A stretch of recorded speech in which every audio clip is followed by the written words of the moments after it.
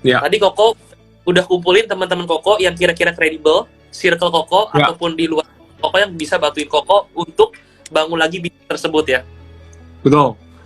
Dan gue juga lihat dulu, gue punya apa ya, punya bargaining power apa ke mereka gitu ya. Gue punya know-how apa, gue punya knowledge apa yang gue bisa offering ke mereka gitu. Karena menurut gue ya zaman sekarang itu beda banget sama zaman dulu cara kerjanya gitu. Zaman sekarang itu tuh banyak orang yang punya uang tapi nggak punya ide gitu. Kalau menurut gue ya. Jadi mereka punya uang banyak tapi mereka tuh nggak tahu harus bisnis apa gitu. Mereka megang uang aja, megang uangnya banyak lagi gitu kan. Lu bisa lihat dari private equity, capital venture, lu bisa lihat dari private investor juga mulai banyak juga, angel investor juga mulai banyak gitu kan. Jadi gue ngeliatnya tuh sekarang ke arah sana gitu banyak sekali. Nah, jadi menurut gue ya, kalau misalnya udah sampai di posisi gue sekarang ini ya, menurut gue lebih wise untuk gue untuk cari orang-orang tuh yang bisa bantu gue untuk jadi satu tim. Karena kalau lu bikin bisnis dari nol lagi, terus begitu ntar lu harus semua milestone yang harusnya lu bisa skip nih ya, kalau lu punya partner bagus, lu harus jalanin lagi dari nol, dari bawah ngulang lagi. Itu makan waktu. Dan zaman sekarang tuh be honest tuh waktu tuh udah sangat sangat teramat langka gitu. Lu udah nggak bisa buang-buang waktu untuk belajar lagi, karena sekarang tuh pebisnis tuh semua tuh udah pinter-pinter, dan sekarang akses informasi tuh gampang sekali. Gue inget zaman dulu gue masih kuliah aja, gue tuh masih masih ke perpustakaan untuk ambil referensi.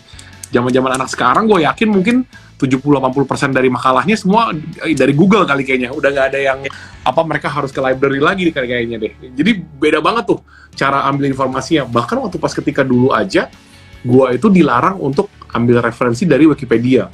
Sekarang Wikipedia udah bagus sekarang kan, ada referensinya, terus diupdate sama orang regularly juga. Terus kalau misalnya poin-poin penting dalam Wikipedia juga bisa dicek lagi referensinya kemana gitu kan.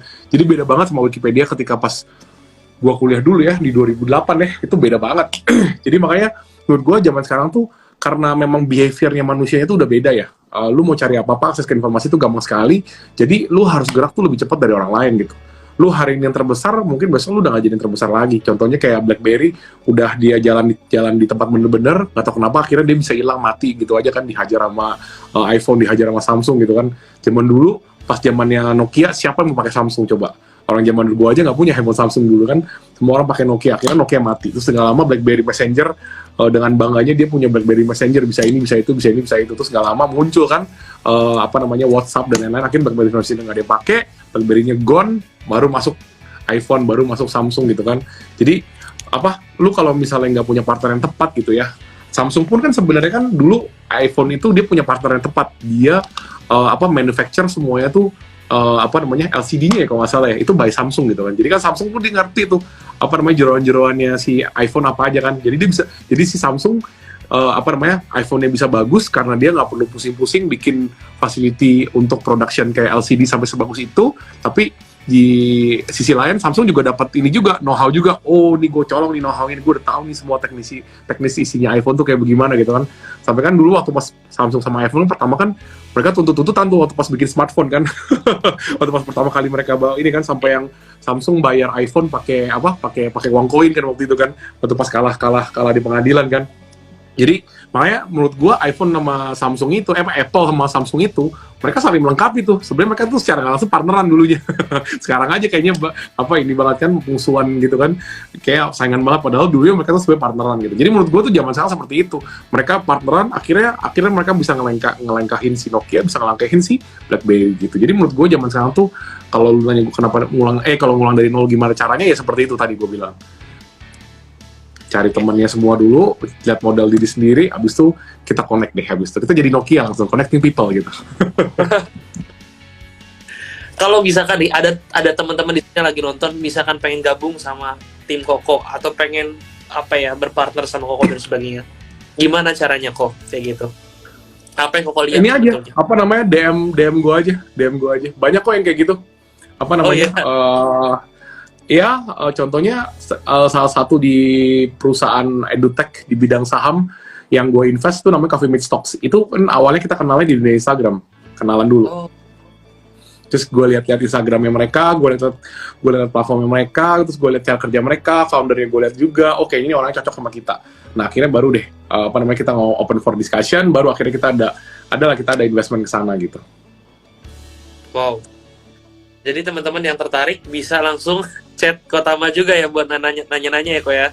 Ya kalau bisnisnya menarik, terus mungkin gue juga rasa gue juga punya maksudnya bisa saling ini ya, mutual ya, gue sama ini ya, bisnisnya ya, itu gue bener-bener gue akan ngeliat juga gitu, karena memang kita looking for investment kok. 2 tahun belakangan ini kita lumayan aktif invest di beberapa bidang yang di luar bidang utamanya kita gitu.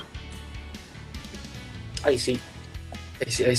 Tadi kalau misalkan sebetulnya ini menarik banget sih kok, karena mau bahas berikutnya juga gimana kok benar-benar manage orang-orang di dalamnya. Maksudnya pasti kok memilih tim yang benar-benar solid, tim yang benar-benar jadi orang-orang.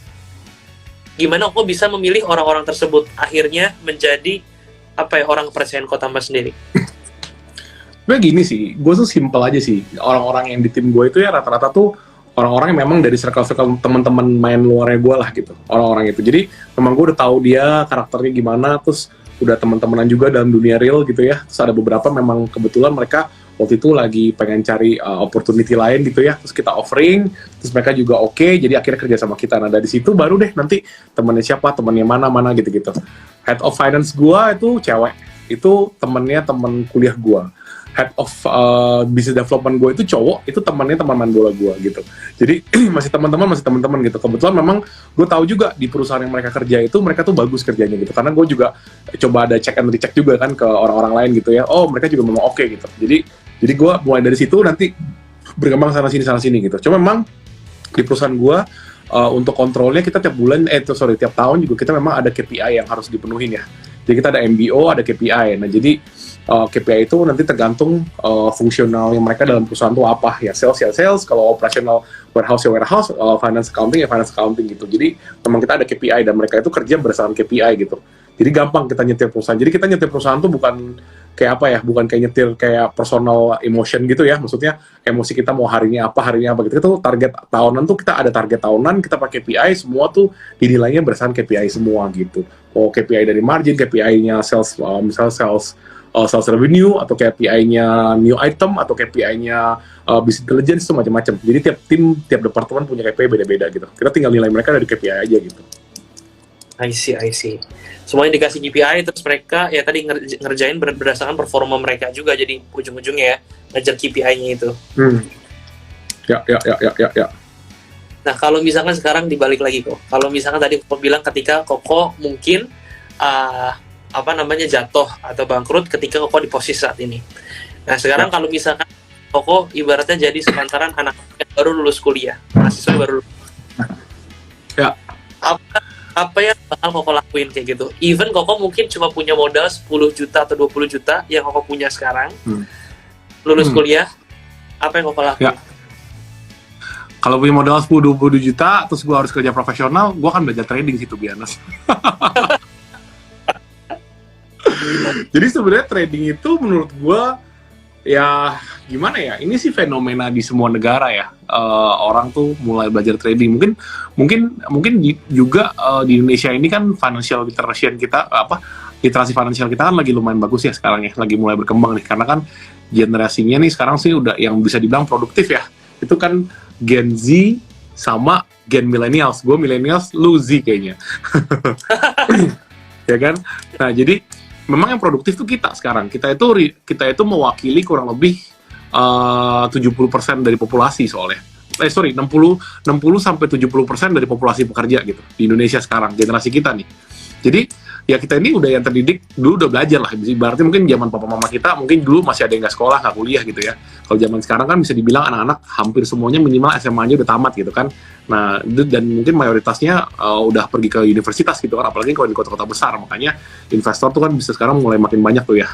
Dari dulu cuman berapa, let's say dulu tuh investor cuma 1 juta, ke 2 juta, ke 3 juta, sampai pernah ke 7 juta. Bahkan kripto sampai 11 juta kemarin katanya kan, pas lagi puncak-puncaknya di Indonesia gitu kan. Nah, jadi memang trading is a new field. It's an old field, tapi kayak jadi ini loh, kayak jadi new hype gitu buat anak-anaknya, karena itu gampang ya kerjainnya.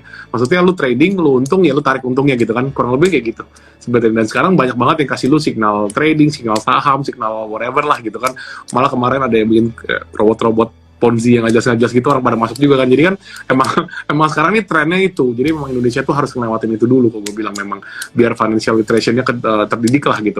Tapi balik lagi, gue kalau memang misalnya gue masih muda dan gue masih young, belum ada pengalaman, belum punya belum punya koneksi, mungkin gue akan belajar trading dulu pertama kali untuk ngumpulin modal.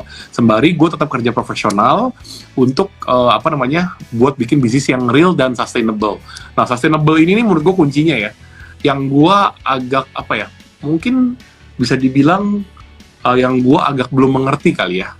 Jadi gue tuh banyak ngeliat ya, anak-anak sekarang nih, yang Gen Z lah ya, yang di bawah 27 tahun ya, itu mereka tuh suka banget sama trading, dan mereka tuh suka banget sama jualan gitu biasanya. Menurut gue itu bagus untuk lu cari modal, karena di semua negara, di semua bidang, bisnis yang paling gampang itu adalah jualan barang, karena lu nggak usah investasi, duit lu muter terus, duit menghasilkan uang gitu. Nah, kalau lu trading juga sebenarnya lu kan kayak uang menghasilkan uang kalau trading lu berhasil ya, kalau trading lu bagus ya, kalau lu nggak berhasil ya gone gitu kan. Cuma menurut gua nggak apa-apa, lu mau dagang jualan barang atau misalnya lu mau trading, itu nggak masalah, lu kumpulin modal. Tapi jangan lupa lu harus bikin, kalau menurut gua ya, harus bikin sesuatu tuh yang sustainable, yang lu bisa pertahanin sampai lu tua gitu. Jadi lu ada usaha yang benar-benar bisa bikin lu passive income. Mau itu kecil, mau itu gede. Kalau lu bisa bikin usaha, at least tuh lu tenang nih, lu udah tahu nih ada mesin uang yang bisa hasilin uang buat lu. Nah, nanti hasilnya itu mau lu tradingin kek, mau lu investasi buat rumah kek, mau lu masukin saham kek, atau enggak mau lu nikmatin lu habisin semua, ya terserah lu gitu kan. Lu punya financial planningnya masing-masing, orang masing kan beda-beda ya. Tapi menurut gua harus build something yang sustainable. Kebanyakan anak-anak muda zaman sekarang ini, mereka trading, uangnya dipakai buat foya-foya. Ya syukur-syukur trading akhirnya uangnya ada diinvestasiin ya ke saham atau beli rumah gitu ya. Tapi beberapa tuh jarang sekali mereka tuh mau bikin bisnis gitu. Antara mereka termasukin ke saham atau enggak mereka cuma spend buat gaya hidupnya mereka.